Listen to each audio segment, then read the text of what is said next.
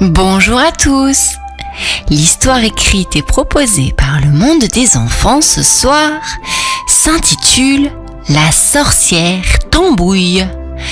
Nous allons à présent débuter cette histoire, mais avant de poursuivre la vidéo, je t'invite à t'abonner et à cliquer sur la petite cloche de notification. Alors maintenant, est-ce que tu t'es brossé les dents? Est-ce que tu as pris ton bain? Et tu as mis ton pyjama? Ah, parfait. Et maintenant, tu es dans ton lit? Eh bien, nous allons pouvoir ainsi commencer. C'est parti. Il était une fois, dans un petit village niché au cœur d'une vallée verdoyante, une sorcière pas comme les autres. Son nom était Tambouille. Elle avait de longs cheveux violets et un chapeau pointu orné d'une boucle en argent, ainsi qu'une cape noire étoilée. Tambouille était gourmande et son appétit insatiable pour les sucreries était célèbre dans tout le royaume. Chaque jour, Tambouille parcourait la forêt magique à la recherche de délicieux bonbons, de chocolat et de toutes sortes de friandises sucrées. Elle aimait aussi faire des bêtises et des blagues aux villageois. Une fois, elle avait transformé les moutons du berger en marshmallows, les faisant rebondir joyeusement dans la prairie. Une autre fois, elle avait fait pousser des arbres en forme de sucettes, ce qui avait émerveillé les enfants du village. Un jour, alors qu'elle explorait la forêt, Tambouille découvrit une petite clairière cachée. Au centre de la clairière, il y avait un énorme gâteau en forme de château. C'était le gâteau le plus délicieux qu'elle ait jamais vu, orné de crème multicolore et de bonbons scintillants. La gourmande sorcière ne put résister à la tentation. Elle se précipita vers le gâteau et commença à le dévorer avec voracité. Chaque bouchée était un délice et elle se régalait comme jamais. Cependant, elle ne se rendit pas compte que le gâteau était enchanté.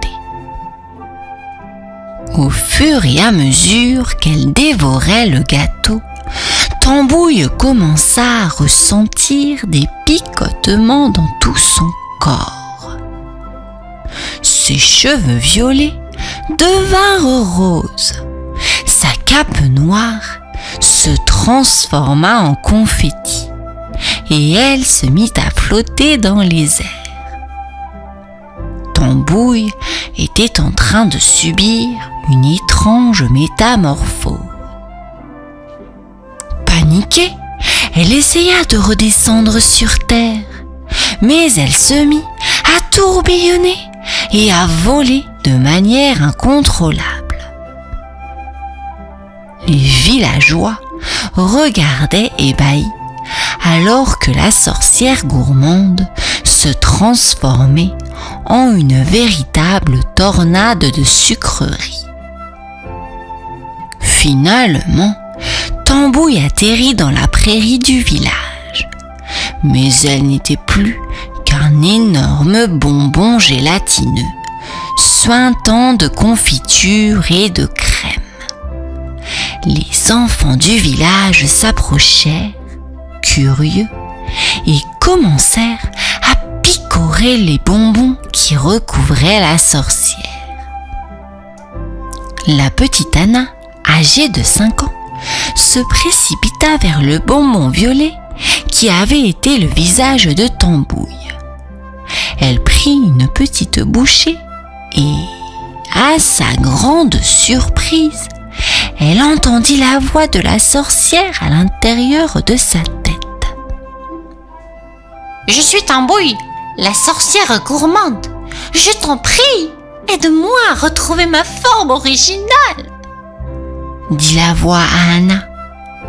Anna, suivie par les autres enfants, se lança dans une quête pour aider Tambouille à retrouver sa forme originale. Ils cherchèrent dans la forêt magique des ingrédients magiques qui pourraient inverser le sortilège. Ils trouvèrent ainsi des baies enchantées, des gouttes de rosée de l'aurore et des plumes de phénix. Avec ces ingrédients, les enfants préparèrent une potion magique dans un chaudron en argent. Ils ajoutèrent les baies enchantées pour la saveur, la rosée de l'aurore pour la brillance et les plumes de phénix pour la magie. La potion commença à bouillonner et à émettre une douce lueur. Anna prit un peu de la potion et le versa sur le bonbon gélatineux qui était Tambouille. Au contact de la potion, le bonbon commença à fondre et à se reformer. Peu à peu, la sorcière gourmande retrouva sa forme originale, avec ses cheveux violets, son chapeau pointu et sa cape noire étoilée.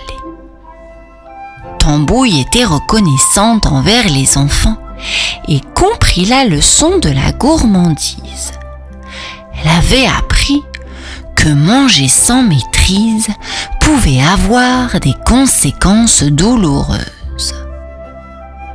Désormais, Tambouille décida de mettre ses pouvoirs magiques au service du bien.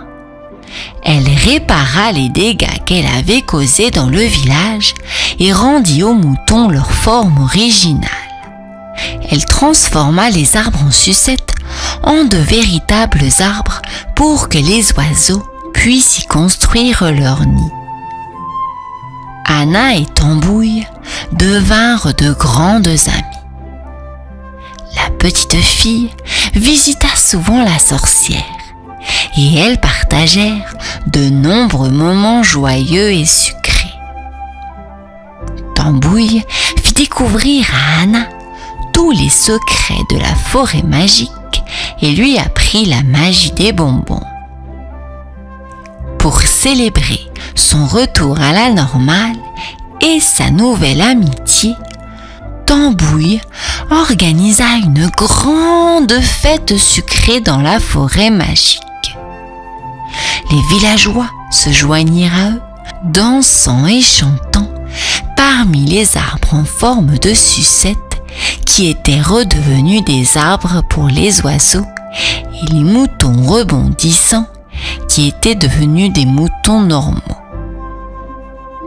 Et ainsi, Tambouille, la sorcière gourmande, vécut heureuse pour le reste de ses jours, entourée d'amis, de magie et de délicieuses sucreries. Elle avait appris que la gourmandise, lorsqu'elle était maîtrisée, pouvait apporter du bonheur et de la magie à la vie.